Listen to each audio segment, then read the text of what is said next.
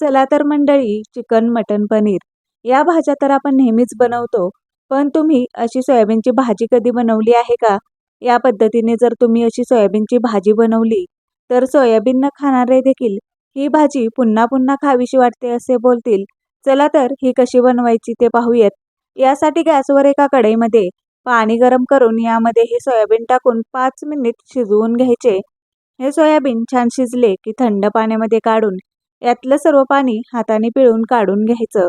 यातलं सर्व पाणी काढून घेतलं की या सोयाबीनमध्ये 2 चमचे दही, हळद, धने पावडर 1 चमचा, जिरे पावडर 1 चमचा, चवीनुसार मीठ, अर्धा चमचा अद्रक लसूण पेस्ट टाकून हे सर्व या सोयाबीनला लावून घ्यायचं.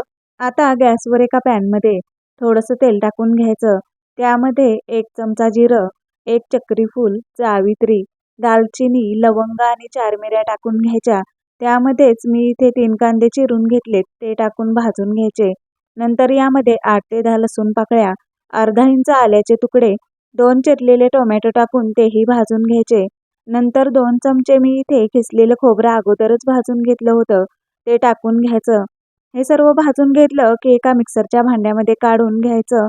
यामध्येच थोडीशी कोथिंबीर टाकून हे एकदम बारीक वाटून घ्यायचं. तर असं हे एकदम बारीक वाटून घ्यायचं.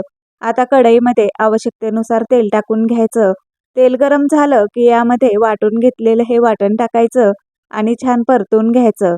नंतर यामध्ये थोडीशी हळद, काश्मीरी लाल मिरची पावडर 2 चमचे, तिखट मिरची पावडर 1 चमचा, जिरे पावडर 1 चमचा, धने पावडर 1 चमचा, किचन किंग मसाला टाकून हे चांगलं परतून घ्यायचं. किचन किंग मसाल्याऐवजी तुम्ही इथे चिकन मसाला टाकला तरीही चालेल. हे सर्व चांगलं तेल सुटेपर्यंत असं परतून घ्यायचं. नंतर यामध्ये हे मॅरिनेट केलेलं सोयाबीन टाकून छान या मसाल्यांमध्ये मिक्स करून घ्यायचं. यामध्ये चवीनुसार मीठ टाकायचं. गरम केलेलं पाणी 1.5 ते 2 वाटी टाकून घ्यायचं. पाणी तुम्ही तुमच्या आवश्यकतेनुसार टाकून घेऊ शकता. यावर झाकण ठेवून हे 5 मिनिट शिजवून घ्यायचं. 5 मिनिटांनी ही सोयाबीनची भाजी तयार आहे. यावर थोडीशी अशी कोथिंबीर टाकून घ्यायची.